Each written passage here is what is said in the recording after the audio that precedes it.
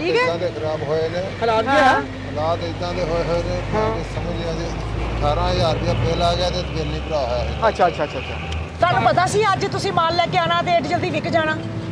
ਸੋਹਣੇ ਨੂੰ ਪਤਾ ਇਹ ਸੋਹਣੇ ਨੂੰ ਪਤਾ ਆਵਾਜ਼ ਨਹੀਂ ਆਉਂਦੀ ਹਾਂ ਮੈਂ ਕਿਹਾ ਸੋਹਣੇ ਨੂੰ ਪਤਾ ਬੰਦੇ ਨੂੰ ਕੀ ਪਤਾ ਬੰਦੇ ਨੂੰ ਕੀ ਪਤਾ ਬਿਲਕੁਲ ਜੀ ਹਲਵਾ ਸਾਹਿਬ ਇੱਕ ਹੱਕਦਾਰ ਸਾਈਕਲ ਤੇ ਜਾ ਰਿਹਾ ਜੀ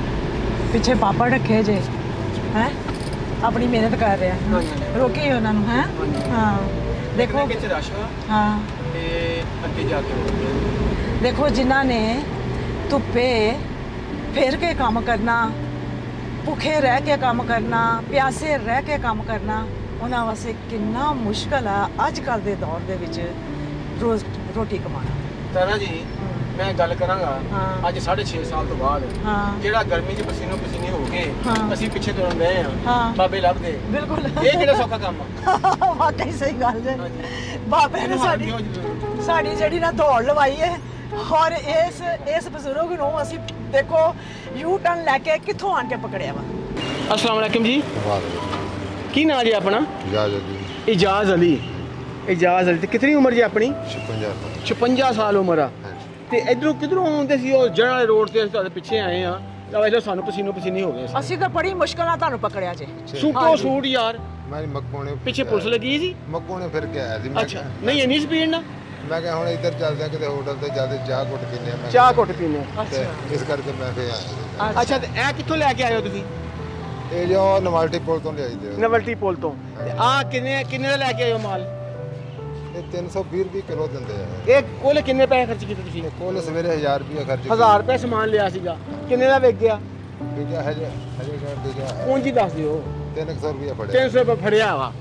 ਫੜਿਆ ਹੋਇਆ ਗਾਹ ਕੀ ਹੈ ਨਹੀਂ ਗਾਹ ਕੀ ਹੈ ਨਹੀਂ ਗਾ ਸਾਰਾ ਜੀ ਤੇ ਸਾਰਾ ਜੀ ਯਾਰ ਬਾਕੀ ਕਿੰਨੇ ਦਾ ਰਹਿ ਗਿਆ ਬਾਕੀ ਕਿੰਨੇ ਦਾ ਰਹਿ ਗਿਆ ਬਾਕੀ ਜੇ ਤੁਹਾਡਾ ਸਾਰਾ ਵਿਕ ਜਾਏ ਤੇ ਕਿੰਨੇ ਪੈਸੇ ਇਹਦੇ ਬਣਦੇ ਨੇ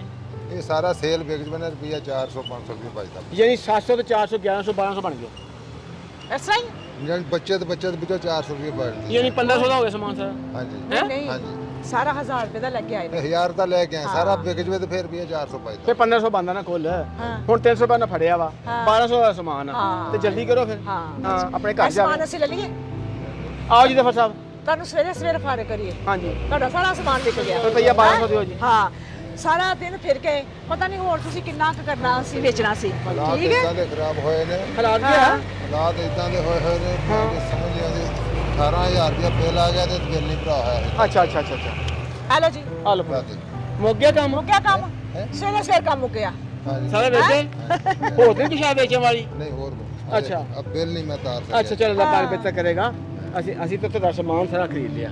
ਠੀਕ ਹੈ ਨਾ ਹੁਣ ਤੁਸੀਂ ਕੀ ਕਰਨਾ ਸਮਾਨ ਤੇ ਵਿਕ ਗਿਆ ਹੁਣ ਤੁਸੀਂ ਕੀ ਕਰਨਾ ਹੁਣ ਮੈਂ ਸੌਂ ਜਾਊਂਗਾ ਹਾਂ ਵੈਰੀ ਗੁੱਡ ਤੁਹਾਨੂੰ ਪਤਾ ਸੀ ਅੱਜ ਤੁਸੀਂ ਮਾਲ ਲੈ ਕੇ ਆਣਾ ਤੇ ਏਡੀ ਜਲਦੀ ਵਿਕ ਜਾਣਾ ਸੋਹਣੇ ਨੂੰ ਪਤਾ ਇਹ ਸੋਹਣੇ ਨੂੰ ਆਵਾਜ਼ ਨਹੀਂ ਆਉਂਦੀ ਹਾਂ ਮੈਂ ਕਿਹਾ ਸੋਹਣੇ ਨੂੰ ਪਤਾ ਬੰਦੇ ਨੂੰ ਕੀ ਪਤਾ ਬਿਲਕੁਲ ਜੀ ਬਿਲਕੁਲ ਥੋੜਾ ਜਿਹਾ ਉੱਚਾ ਸੁਣਦੇ ਆ ਅੱਛਾ ਤੁਹਾਡਾ ਸਮਾਨ ਵੀ ਵਿਕ ਗਿਆ ਫਿਰ ਇਹ ਵੀ ਅੱਲਾਹ ਪਾਕ ਦੀ ਤਰਫੋਂ ਤੁਹਾਡੇ ਵਾਸਤੇ ਦੋਨੇ ਹੱਥਾਂ ਨਾਲ ਬਿਸਮਿਲ੍ਲਾ ਕਰੋ ਬਿਸਮਿਲ੍ਲਾ ਕਰਕੇ ਹਾਂਜੀ ਇਹ ਵੀ ਅੱਲਾਹ ਪਾਕ ਦੀ ਤਰਫੋਂ ਇਹ 10000 ਜੇ ਹੈ ਫਟਾਫਟ ਇਹਨੂੰ ਜੇਬ ਚ ਪਾ ਲਓ ਬਹੁਤ ਸ਼ੁਕਰੀਆ ਦੇਖ ਲਓ ਜਾਲੀ ਨਹੀਂ ਕਿਤੇ ਨਹੀਂ ਹੋ ਸਕਦਾ ਨਹੀਂ ਹਾਂ ਐਵੇਂ ਸਮਾਨ ਲੈ ਕੇ ਇਹ ਜਾਲੀ ਦੇ ਜੀਏ ਹੈ ਅੱਛਾ ਹਾਂ ਅੱਜ ਸੋਚਿਆ ਸੀ ਕਿ ਰੱਬ ਦੀ ਇੰਨੀ ਬਰਕਤ ਆ ਜਾਏਗੀ ਤੇ ਫਿਰ ਹੁਣ ਕੀ ਮਹਿਸੂਸ ਕਰਦੇ ਹੋ ਹੁਣ ਮਹਿਸੂਸ ਕਰਦਾ ਰੱਬ ਨੇ ਖੁਸ਼ਹਾਲੀ ਦਿੱਤੀ ਜੇ ਖੁਸ਼ਹਾਲੀ ਦਿੱਤੀ ਹੈ ਤੇ ਬੰਦਾ ਖੁਸ਼ ਹੋ ਕੇ ਤੇ ਗੱਲ ਕਰੇ ਉਹ ਹਾਲੇ ਵੀ ਮੱਠਾ ਪਤੀ ਟੈਟ ਪੰਚਰ ਹੋਇਆ अल्लाह ताला तंदुरुस्ती दे अल्लाह ताला कोल्लू तवे अगर हमारी वीडियो पसंद आती है तो लाइक करें, सब्सक्राइब करें और बेल आइकन पे क्लिक करें।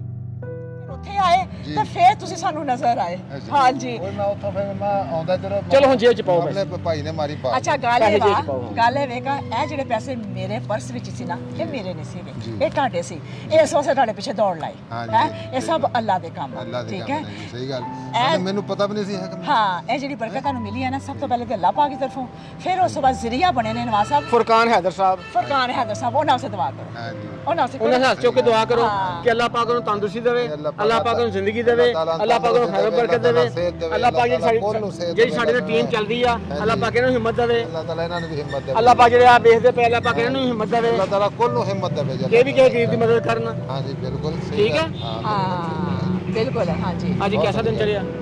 ਅੱਜ ਅੱਲਾਹ ਤਾਲਾ ਨੇ ਬਹੁਤ ਸੋਹਣਾ ਦਿਨ ਚੜ੍ਹਿਆ। ਬਹੁਤ ਸੋਹਣਾ ਚੜ੍ਹਿਆ। ਹੁਣ ਪਤਾ ਤੁਸੀਂ ਕੀ ਕਰਨਾ ਚਾਹੀਦਾ, ਹੁਣ ਤੁਸੀਂ ਘਰ ਜਾਣਾ, ਪਹਿਲੇ ਤੇ ਬੱਚਿਆਂ ਸੇ ਕੁਝ ਲੈਣਾ ਅੱਛਾ, ਕੋਈ ਫਰੂਟ ਲੈਣਾ, ਕੋਈ ਖਾਣ ਪੀਣ ਨੂੰ ਅੱਛਾ ਲੈਣਾ, ਠੀਕ ਹੈ, ਲੈ ਕੇ ਘਰ ਜਾਣਾ, ਬੱਚਿਆਂ 'ਚ ਬਹਿ ਕੇ ਖਾ ਪੀ ਕੇ ਫਿਰ ਸੌਣਾ, ਫਿਰ ਸਵੇਰ ਤਰੋਤਾਜ਼ਾ ਹੋ ਕੇ ਨਿਕਲਣਾ, ਠੀਕ ਹੈ। ਰਾਹ ਇਨਸਾਨੀਅਤ ਜ਼ਿੰਦਾਬਾਦ। ਹਾਂਜੀ, ਆਪੇ ਕਹੀ ਜਾਂਦੇ ਹੋ ਜ਼ਿੰਦਾਬਾਦ। ਰਾਹ ਇਨਸਾਨੀਅਤ ਖੁਸ਼ੀਆਂ ਦਿੰਦੀ ਹੈ, ਰਾਹ ਇਨਸਾਨੀਅਤ ਦਿਲਾਸਾ ਵਾ, ਰਾਹ ਇਨਸਾਨੀਅਤ ਆਸ ਆ, ਰਾਹ ਇਨਸਾਨੀਅਤ ਉਮੀਦ ਆ, ਹਾਂ, ਜਿਹੜੀ ਲੋਕਾਂ ਨੂੰ ਮਿਲੀ ਹੋਈ ਆ। ਹਾਂਜੀ, ਤੇ ਲੱਭ ਕੇ ਰਾਹ ਇਨਸਾਨੀਅਤ ਖੁਸ਼ੀਆਂ ਦੇ ਰਹੀ ਆ। ਬਹੁਤ ਸ਼ੁਕਰੀਆ, ਅੱਲਾਹ ਹਾਫਿਜ਼।